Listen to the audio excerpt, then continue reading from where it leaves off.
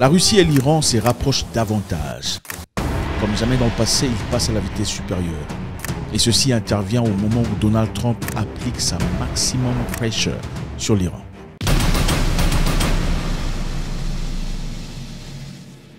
Qu'est-ce qui va se passer ensuite?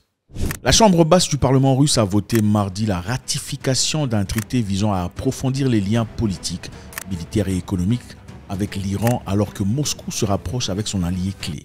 C'est un moment très important pour l'Iran. L'Iran a un moment capital où il fait face à Donald Trump à son second mandat dans l'objectif de finir ou accomplir la tâche qu'il n'a pas pu accomplir au premier tour. En Russie, le vote de mardi intervient dans un contexte de forte tension entre l'Iran et l'Occident, alors que la Russie cherche à se rapprocher de Washington malgré son offensive contre l'Ukraine. Donc ici on va voir que c'est très délicat. Au moment où les Américains mettent beaucoup de pression sur l'Iran, les Russes sont obligés d'intervenir d'une certaine façon et de montrer pas seulement à l'Occident et surtout à l'Iran qu'ils seront à leur côté à un moment difficile. Je vous rappelle qu'au moment très dur que traversait la Russie, l'Iran s'est prononcé en bon partenaire. Il est donc naturellement évident que la Russie réciproque se fait en ce moment difficile pour l'Iran. Mais pourquoi on parle de ceci? On parle de ceci parce que c'est un moment absolument dangereux que nous traversons. Comment ça? Donald Trump a demandé à l'Iran de négocier dans les délais les plus courts ou faire face à la musique. L'Iran fabrique beaucoup de drones. Il fabrique des drones très efficaces. Ils sont très efficaces dans certains domaines. Mais l'Iran figure en bonne place sur ma liste de choses à surveiller.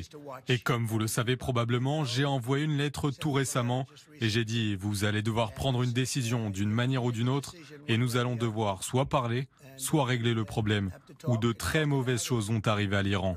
Et je ne veux pas que cela se produise. » C'est-à-dire les bombardements vont commencer. Et en attendant, comment l'Iran a réagi? A-t-il regardé? Absolument pas.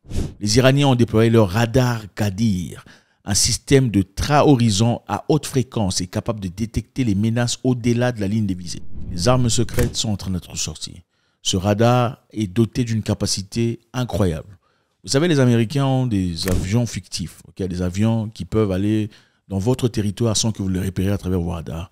Et c'est généralement les B-2, les B-52, ces avions qu'on ne peut pas repérer, viennent vous bombarder et détruire.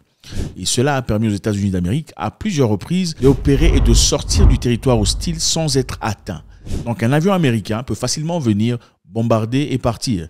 Après avoir bombardé votre infrastructure, alors là, ils emmènent des militaires physiques. Les Américains jamais ne vont à la guerre comme les Russes sont partis en Ukraine. Ils envoient d'abord des avions pour bombarder et anéantir vos systèmes de défense et vos capacités. Après avoir effectué cela, alors là, ils se pointent et envoient des militaires. D'après certains experts, on pense que si les Américains n'appliquaient pas cette stratégie d'aller d'abord bombarder, ils ne sont absolument pas extraordinaires sur le plan terrestre, comme militaires. Alors pour contrer cela, puisque les Iraniens comprennent comment les Américains fonctionnent, ils ont déployé leur radar Qadir. Parce que tout le monde a peur, évidemment, les avions furtifs, on ne les voit pas venir. Les radars Qadir sont des systèmes à haute fréquence, capables de détecter des menaces au-delà de la ligne des visées. Ils peuvent aussi suivre les avions, les missiles de croisière et les missiles balistiques en approche jusqu'à 1090 km pour les missiles balistiques et à 600 km pour les avions. La capacité du radar à repérer des cibles volant à basse altitude et furtives en fait un élément essentiel de l'infrastructure de la défense ukrainienne. De plus, le système est résistant à la guerre électronique, ce qui lui permet de rester opérationnel même dans des environnements hostiles. Donc il n'y a pas moyen de jam cette histoire. Vous pouvez venir au-dessus de l'Iran et appuyer un bouton électronique pour empêcher à ce que ces radars fonctionnent. Ils sont là. On va vous détecter quand vous arrivez. C'est en tout cas un moyen très efficace de dissuasion que l'Iran utilise.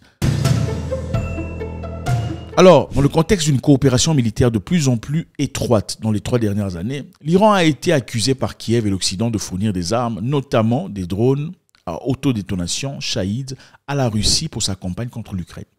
Donc, tout le monde sait que l'Iran a des capacités de production d'armement avancées.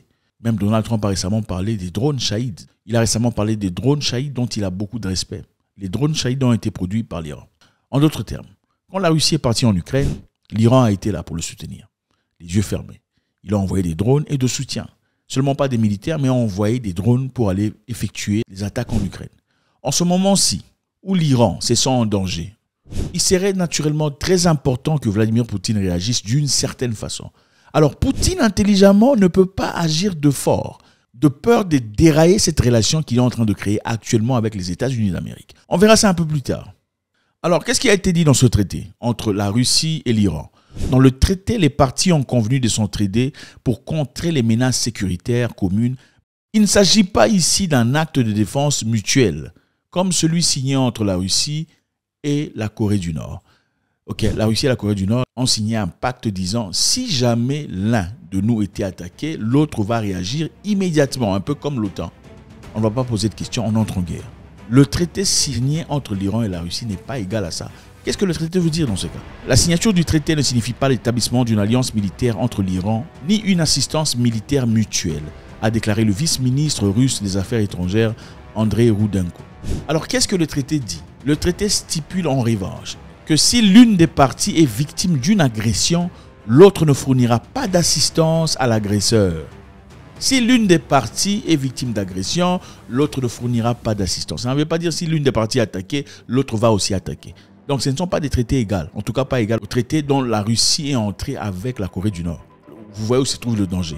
L'accord de partenariat stratégique global a été signé entre le président Vladimir Poutine et Massoud Pezeshkian en janvier lors du vote à Moscou. Dans cette histoire où Donald Trump est en train de pousser pour aller bombarder l'Iran, comment réagit Vladimir Poutine? Moscou a rappelé à la prudence face à l'escalade des tensions entre l'Iran et les États-Unis, après que le président Donald Trump semblait menacé de bombarder l'Iran si ce dernier ne s'engageait pas à la table de négociation sur la limitation de son programme nucléaire. Donc Moscou a fait usage de politique. Il n'a pas dit nous allons défendre l'Iran. Moscou a dit en tout cas les amis, il ne faut pas aller comme ça, il faut diminuer la vitesse. Alors, pourquoi c'est important? C'est important parce qu'en ce moment-ci, M. Trump est venu gentiment pour discuter avec M. Poutine. Il n'a pas fait usage de la pression dont faisait son prédécesseur. Donc, il est tout à fait naturel que M. Poutine essaie de réciproquer ce sentiment pour pas que les États-Unis et la Russie croisent le fer. En d'autres termes, il faut continuer à être gentil. Il essaie de taper ton ami, mais tu essaies de réagir gentiment en disant aussi un autre traité. Ce n'est pas un traité de guerre, c'est-à-dire c'est pas si tu tapes mon ami, je vais te taper. Ça veut dire que je ne te permettrai pas ou je ne permettrai jamais à qui que ce soit qui soit ennemi à mon ami de pouvoir le toucher à travers moi. Alors, la question qu'on se pose ici et que tout le monde se pose, que veut M. Donald Trump de l'Iran? Que veut Trump? Vous le savez, on va essayer de revoir. L'Iran ne peut pas développer ou enrichir son uranium au point de créer une bombe nucléaire. C'est-à-dire, seulement les États-Unis d'Amérique, la Grande-Bretagne et la France et les autres peuvent avoir une bombe nucléaire. Pas vous. D'après qui? D'après M. Donald Trump. Parce que bon, eux sont plus intelligents ou plus stables mentalement, vous ne l'êtes pas. Vous n'avez pas le droit d'avoir ça. C'est-à-dire l'Iran n'a pas le droit d'avoir des missiles balistiques. Il ne devrait pas l'avoir. Pourquoi? Parce que les États-Unis d'Amérique le veulent ainsi. Donc en plus d'empêcher l'Iran de développer ses armes telles qu'ils le veulent, ils veulent aussi avoir accès aux sites militaires iraniens. Chose qui est absolument difficile à concilier. Parce que voilà, vous voulez que j'arrête A, B, C, D, vous voulez aussi entrer jusqu'à ma chambre. Ça devient un peu compliqué. Pourquoi on le rappelle? On le rappelle parce qu'évidemment, l'Iran avait déjà un accord effectué avec les 5 pays du Conseil de sécurité. Ils avaient déjà un accord et ça commençait à progresser. Mais Donald Trump a rejeté cet accord. Pourquoi Trump a rejeté cet accord? Parce que Donald Trump est le meilleur ami du pays qu'on ne cite pas. Okay? Pourquoi c'est important? Parce que le pays qu'on ne cite pas et l'Iran sont les pires ennemis du monde.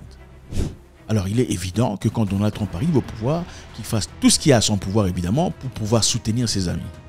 Alors, ce qu'on comprend ici est très géostratégique. M. Poutine ne se prononce pas directement comme le feraient peut-être vous et moi, disant si tu oses taper mon ami l'Iran, je veux réagir, parce que ce n'est pas encore nécessaire jusque-là.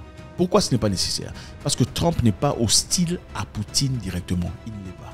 Jusque-là, ils sont en train de discuter, d'échanger, de négocier doucement.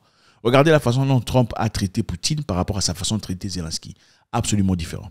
Contrairement à ce qui s'est passé avec Joe Biden, Donald Trump vient en amitié à l'égard de Poutine. Poutine aussi s'est servi de cette opportunité pour louanger un peu ce que Donald Trump a fait dans le passé. Il a aussi déclaré que les élections aux États-Unis d'Amérique étaient truquées en faveur de Joe Biden, mais en réalité, Donald Trump était le vrai gagnant. Évidemment, vous savez, Trump, c'est un mégalomane. Quand vous le caressez au sens du poil, il vous aime. Et c'est ce qui a créé cette atmosphère de compréhension.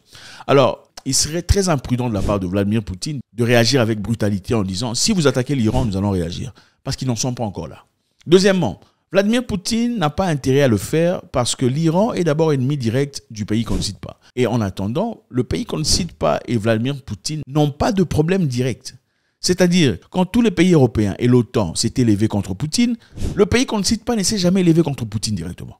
Il n'a pas accordé son infrastructure, sa logistique, ses ressources pour contribuer à la destruction de la Russie. Donc, dans ce cas, Poutine se sent aussi redevable quelque part pour ne pas directement soutenir l'Iran dans une guerre ouverte parce que monsieur, qu'on ne cite pas, n'a jamais vraiment été son ennemi direct.